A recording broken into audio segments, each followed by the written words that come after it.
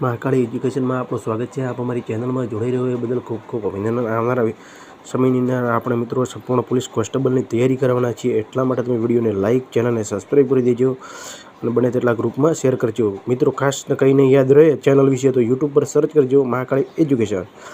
તો અન્યની રાજ્યોની અન્ય વિવિધ પરીક્ષામાં સ્પર્ધાત્મક પરીક્ષામાં પૂછાયેલા બંધારણના પ્રશ્નો વિશે આપણે વાત કરીશું. હાલ તો આપણે વિવિધ પરીક્ષામાં પૂછાયેલા પ્રશ્નો તેમજ ભારતના બંધારણ તેમજ કલમો અનુચ્છેદ વિશે તૈયારી કરાવી છે. આવનારા સમયમાં આપણે ગુજરાતી વ્યાકરણ, ઇતિહાસ, ભૂગોળ, રીઝનિંગ એમ અલગ અલગ પાઠવાઇઝ તૈયારી કરવાના છે અને સંપૂર્ણ પોલીસ કોન્સ્ટેબલની તૈયારી કરવાની છે. એટલા માટે વિડીયોને લાઇક કરી દેજો. અને મિત્રો રેલવે ભરતી ચાલુ છે, ફોર્મ બાકી હોય તે ભરી દેજો. આ સાથે વિડીયો સ્ટાર્ટ કરી દઈએ છીએ. પ્રશ્ન 1, લોકસભાના અધ્યક્ષ બાબતે નીચેમાંથી કથનો પર વિચાર કરો. મિત્રો ખાસ પૂછાયેલા પ્રશ્નો છે અને કઈ પરીક્ષામાં પૂછાયેલા છે તે સાલ વિશે પણ છે.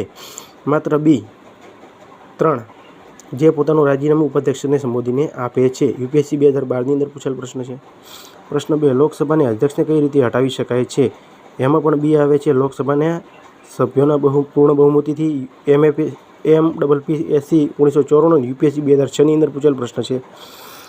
પ્રશ્ન 3, વર્તમાન લોકસભા દરેક રાજ્યમાં બેઠકની વહેંચણી આધારિત છે. 1971ની વસ્તી ગણતરી આધારિત. BPSC 1998 અને UPSC 2003. પ્રશ્ન 4, લોકસભાની ચૂંટણી નીચેમાંથી કયું વિધાન સત્ય નથી. C, ચૂંટણી માટેની યાદદાર રાષ્ટ્રના નિર્દેશન અને નિયંત્રણ માટે તૈયાર કરવામાં આવે છે. પ્રશ્ન 5, કયા બંધારણીય સુધારામાં લોકસભાની સંખ્યા વધી 500 પછીથી વધારીને 545 કરવામાં આવી હતી. તો C, 31માં.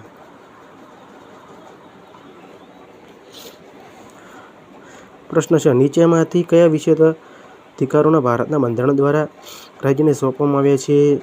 B, સંસદના રાજ્યમાં નિયમ બનાવવા માટે એક અથવા વધુ અખિલ ભારતીય સેવાનું વિસ્તૃત અને સશક્ત બનાવવા માટે હેતુ પસાર કરવા છે.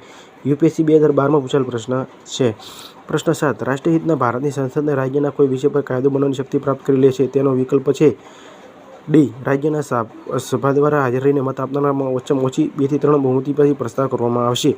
UPSC 2008.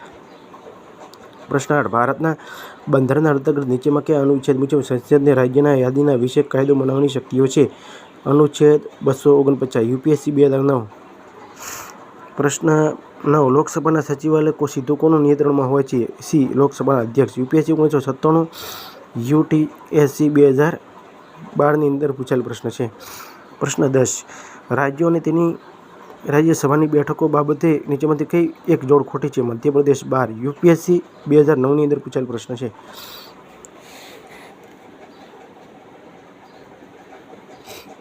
પ્રશ્ન 11, પોટેમ સ્પીકરની ફરજ છે કે B, સભ્યોને શપથ અપાવવાની. UPSC 2010ની અંદર પૂછાયેલ પ્રશ્ન છે.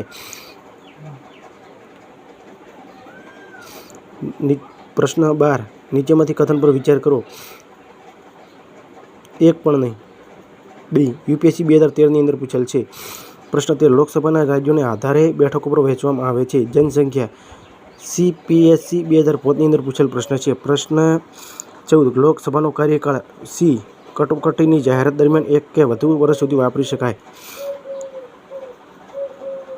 પ્રશ્ન 15, નીચેમાંથી કોઈ વિકલ્પો ભારતની બંધારણની સોચી અનુસાર સાથે સંબંધિત છે. D, રાજ્યસભાની બેઠક અને વહેંચણી. UPSC 2001ની અંદર પૂછેલ પ્રશ્ન છે. પ્રશ્ન 16, જો અધ્યક્ષ તરીકે કાર્ય કરતો હોય તો એક અધિકાર આ પ્રાપ્ત કરે છે. C, બંનેના સરખા મતદાન કરી શકે છે.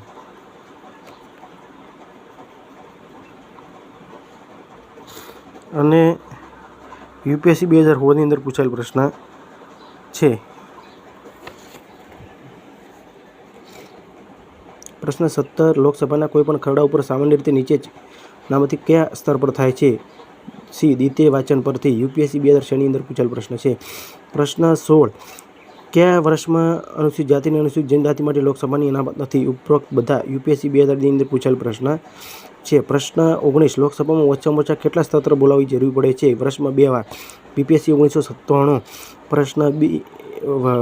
પ્રશ્ન 20, લોકસભામાં અનુસૂચિત જનજાતિ માટે નીચેમાંથી કયા રાજ્યોમાં સૌથી વધુ બેઠકો અનામત છે.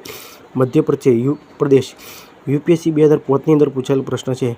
મિત્રો વિડીયો સારો લાગ્યો તો લાઇક શેર અને લાઇક કરજો, ચેનલને સબસ્ક્રાઈબ કરજો અને બને તેટલા ગ્રુપમાં શેર કરજો. આવનારા સમયની અંદર આપણે સંપૂર્ણ પોલીસ કોન્સ્ટેબલની તૈયારી કરવાના છીએ, એટલા માટે વિડીયોને લાઇક શેર અને સબસ્ક્રાઈબ કરી લેજો. રેલવેની પરીક્ષાની અંદર તમે સફળ થાવ તેવી અમારી શુભેચ્છા. અને ફોર્મ તે લગભગ આવનાર 10 ઓક્ટોબર એટલે કે 10મા મહિનાની 10 તારીખે લગભગ ફોર્મની છેલ્લી તારીખ હોય એવું લાગે છે, અને ફોર્મ ભરી દેજો અને તેમાં સફળ થાવ તેવી અમારી શુભેચ્છા. આ સાથે ફરી મળીશું નવા વિડીયો સાથે.